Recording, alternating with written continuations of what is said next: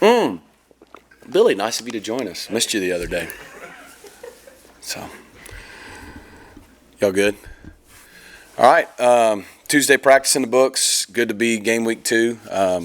Excited to be at home again. 11 a.m. kick will be nice. We don't got to sit around and wait all day like last week. And obviously we got a great opponent. I think probably we're going to play, if I'm guessing, at least 5 top 20 offenses this year. And this is definitely one of them. So I've known Jake Spavital a long time, man. He knows how to call offense.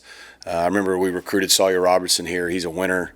Got loads of skill players from receivers to tight ends to running backs, a huge offensive line. So our defense has their work cut out for them. And then offensively, we got our work cut out with Dave Aranda and that defense. I mean, Dave, as long as I've been an offensive coordinator, he's been an excellent defensive coordinator in our field, just well respected. I really appreciate him as a person. I think he does it the right way. And, they got a good football team. I know they took a loss in week 1, but if you look at it, they outgained them. They did a lot of things right. The kickoff hurt them, but that was a really good football game against a much improved Auburn team. So we got our work cut out for us in week 2. Excited to be playing at home. Our home crowd's awesome. I think we've already sold out student tickets again, so should be a lot of fun. They really struggled last week against Auburn's quarterback and kind of stopping his run. Yep. Kevin didn't do a whole lot of that, Mm-hmm. but we know what he can do. How do you see that as a capitalize it? Yeah, it's funny when people watch games versus see a box score. Auburn ran for like 300 yards. About 150 of it were the quarterback, and probably 3 or 4 times he got out and scrambled, and then there was probably 2 or 3, maybe 4 times he had quarterback powers, including the one at the end for 30, 40 yards. And so I think those chunk plays really, the quarterback changes things in the run game, and that definitely hurt him. And so to your point, Kevin's feet give a defense trouble. And so hopefully that plus our running game can be good this week. We need to take a jump from week 1. At the same time, you look at Baylor, what they did, they limited some of the best receivers in America at about 100 yards passing. So, every game you get in and people are trying to take certain things away, you could tell they had a game plan to take away the 2 or 3 really talented receivers that Auburn had, and they were willing to give up the run, and it almost worked for them. So, every game you get into, what are they trying to take away from us? So, if they play the same way, we have to have the ability to run the football. At the same time, we got to be able to throw it and be balanced. So, week 1 to week 2 is when a lot of teams make big improvements. We have to do that, but I bet they're expecting to do the same. When the grass came into Ford, this seems like a game where you would feel the difference. 11 a.m. kick early on in September. Is that fair to say? You think that switching from turf to grass could make a difference in this game? It definitely will. Now, the gods are shining upon us right now because, it's supposed to be in the 80s on Saturday. It's September. It blows my mind, right? So I won't believe it till I see it. But yes, like in the past, we've had September home games at noon kicks or 2 o'clock kicks or whatever. And that turf, if it's 100 down, and if it's 100 degrees, it's like 115 on the turf. We went out the first Saturday we ever went on, it was probably 95 to 100 in fall camp.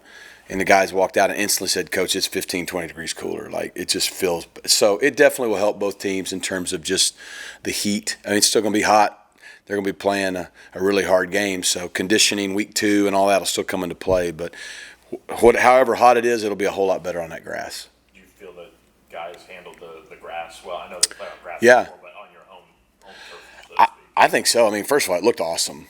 And, Russell Coe and his team do a fantastic job taking care of the grass field. I mean, for our first game on grass, it was an absolute monsoon Saturday morning. There was flash flooding till like 2 or 3 o'clock in the Dallas area. And so I know he was nervous. It rained a lot on Thursday, too. So we got a lot of rain in the 48 hours leading up to the game. And by the time we got there for warm-ups, it wasn't even wet. The field drains great. It was prepared great. Nobody was slipping around. So we're excited. I mean, it usually takes a grass field a year to really settle. And, man, it played really great. And so we're hoping for good weather this week and a good track for both teams. Do you have any injury updates you could provide? Yeah, let's see. So, obviously, J. Hud went out and Kilgore went out both in the first quarter. Good news is both x-rays were negative, so there's no long-term fractures or breaks. I'd say they're both day-to-day. It could be anywhere from best-case scenario play this week to a few weeks, and it just – everyone heals differently. But – as bad as they both seemed at first, they weren't, and that's a blessing for both. So I would say we won't know till Friday if either would potentially be available this week. I'm trying to think I don't think we had any other major injuries. Zion went down. It was his good knee, not the old knee, and it was just a contusion. Just kind of got rolled up and scared him for a minute, but he's okay. I don't know if there's anybody else you guys are wondering about. How'd you feel RJ looked? Yeah, I think it was great for RJ to come out. We wanted to just get him a few drives. He still had 3 catches. It's good for him to play, get tackled. Anybody who's ever come back from a hard injury like that gets it. And so that part's out of the way now. And I think he's 100% healthy. He hasn't missed a practice all year. He's been awesome. I mean, he is rehabbed and prepared like a pro. And, they always say the best pros act like a pro before they're a pro. I couldn't be more proud of RJ and just this whole last year journey of what he's done to get back. He's probably 85%. I think each week he'll get a little better in terms of just his speed and agility, but in terms of confidence and health, he's good. And so he'll continue to get more each week, we hope. And then Zion's the same way. That was Zion's first football game in 3 years. The last time Zion played a game, Coach Justice and I were pretty much coaching at Miami. I mean, he may have played a tad the very next year. So for him to get a few drives, that was a big deal too. So hopefully for those guys, that gives them some confidence and they can continue to increase their volume. Rhett, Baylor, obviously another old Southwest Conference team. We know that the TCU series, we know what that's. Yeah. You guys have probably played more non-conference games against former Southwest Conference rivals than anyone. But with your guys' new standing in a power conference, does that stuff matter as much? And what is your thought that maybe those games are not going to be around as much, especially looking at the I'll say, yeah. I mean, our game is losing some of the regionality because of TV. Look, I know to our fans it matters. I may be wrong. I don't think we beat Baylor since 1986. And they came here, was it 14 the last time they came here?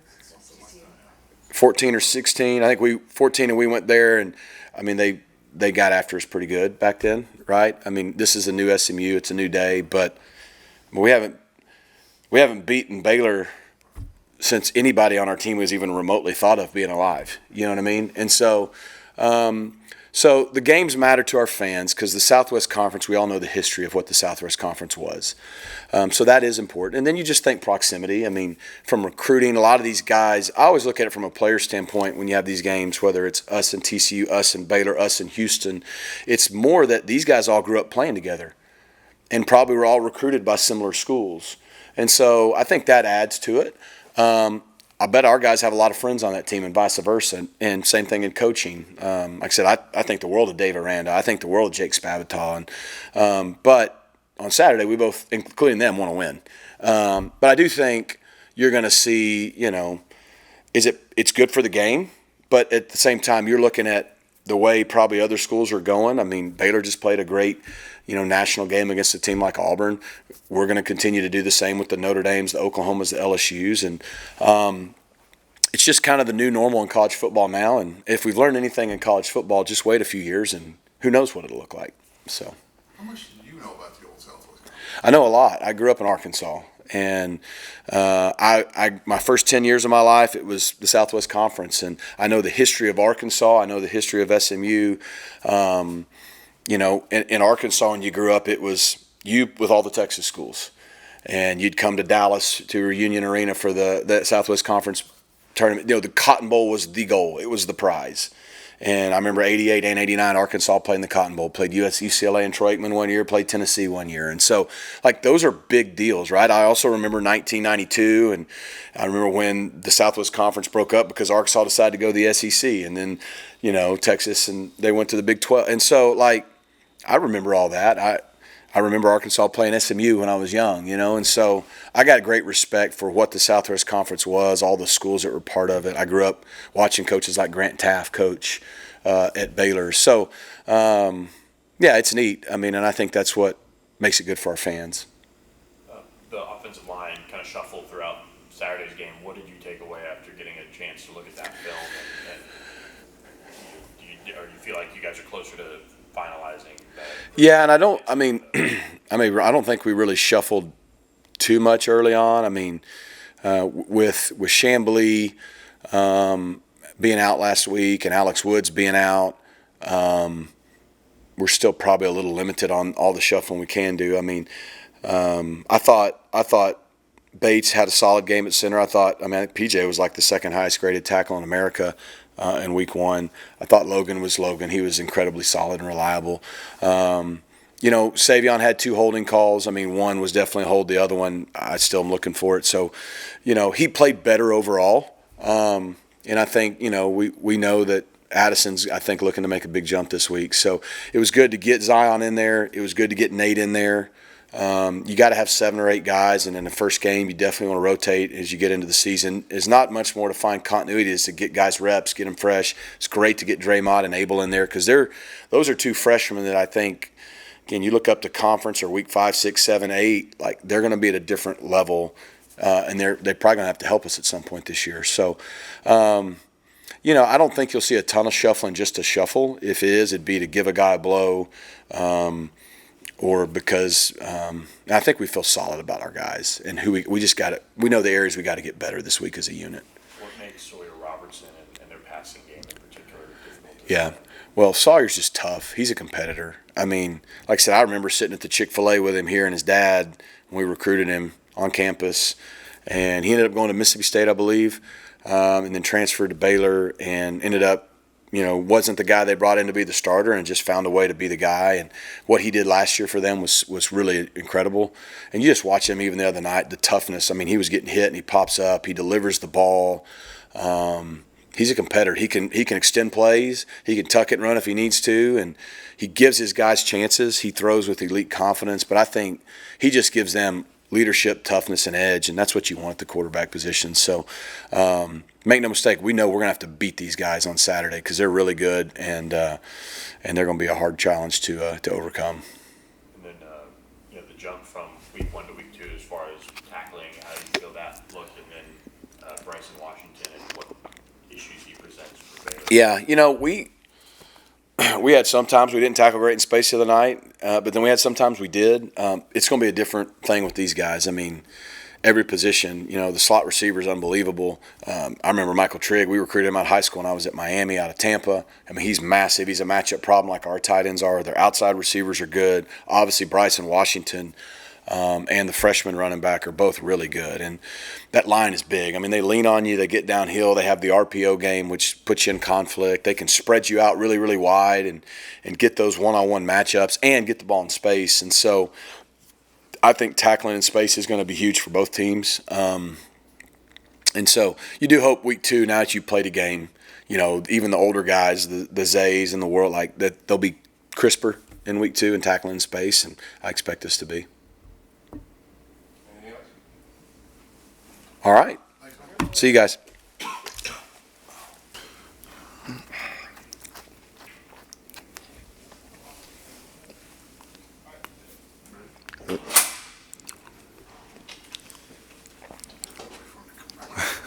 Flavor. Oh, we're waiting for you, man. Strawberry. I don't think it's strawberry. It's like, I don't know. Whatever the red powder is. Can't. Yeah, It's like cherry. the only 3 we could do. It's like a fruit punch flavor. Okay, well, that's true. That is number 1.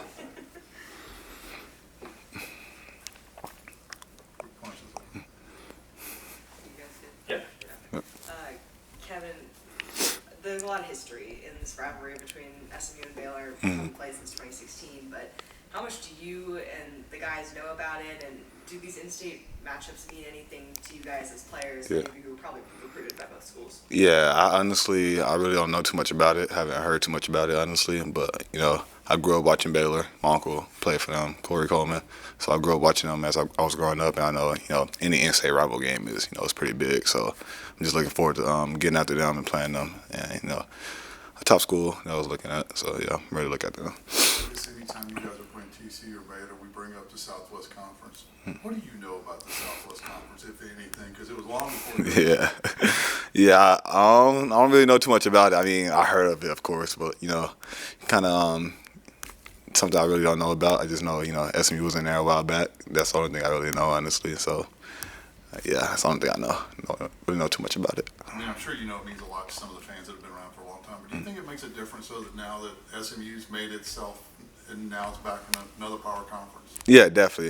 You know, moving our way up to the ACC last year, you know, being able to play in the higher conference, P4 conference, you know, it's obviously a big deal, and I think the fans really appreciate that, honestly. You know, like you said, the Southwest Conference, and now coming to the ACC where it's a high-power conference, you know, we're just looking to make our way back like they did back in the day.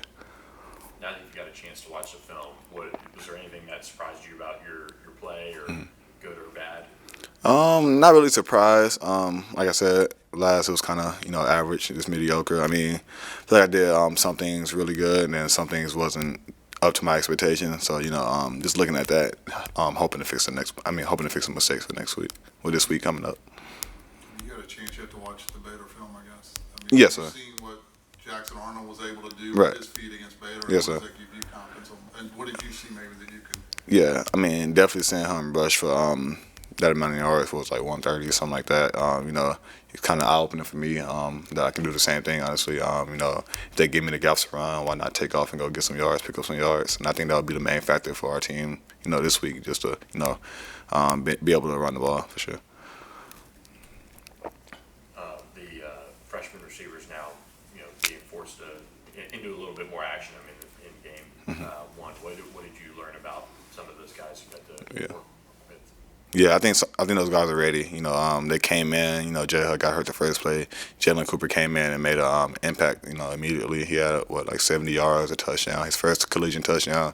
So I think he's ready. You know, we got Carterius, we got Isaiah Roberson. You know, all those guys. So those guys are definitely ready. You know, they got out there today at practice, and they had a really good practice today. So looking forward to seeing those guys ball. What makes you know, Jalen, you know, just kind of ready, or at least look Yeah. pretty ready right away? Yeah, I mean, when he came in, you know, he was just looking up to Jordan Hudson, Romello, and that's two great guys to look up to and learn from. So just him, you know, sitting back, watching them, watching how they do and all of that, I think he's picked a part of their game and, you know, added to his game. And it's like, you know, it's a game that's elevating each and every day. We always hear about teams getting much better between. You got to make your biggest jump between game 1 and 2. Right. You've experienced it before. What do you take that as? Yeah, I mean, I think going into game 1, you know, it's your first time playing a different team. You know, it's a different speed, and it's the first week of football. So, you know, looking back to last year, you know, Nevada kind of got us on our toes. We had to make a comeback. You know, this week we didn't play our best. This past week we didn't play our best game in week 1. So I think it's just, you know, filling the team out week 1, and then, you know, going to watching film to fix some mistakes, and going to week 2 and just, you know, playing ball and getting after it.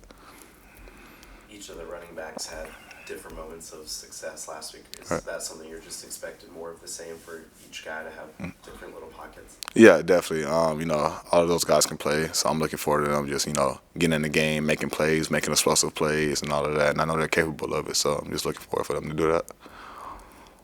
Is it nice that, you know, game 1 is out of the way, and Right. now this one that, Yeah. you know, was there any kind of looking ahead or things like that, at least in the back of your mind, maybe? Yeah, not too much looking ahead. I mean, we knew we had Baylor coming up, obviously, but you know, just taking one game at a time. You know, we had Commerce on our schedule, so we were looking forward to Commerce, and then, you know, Baylor is here now, so we're just trying to prepare as best as we can to come in this week and, you know, make a great game for us.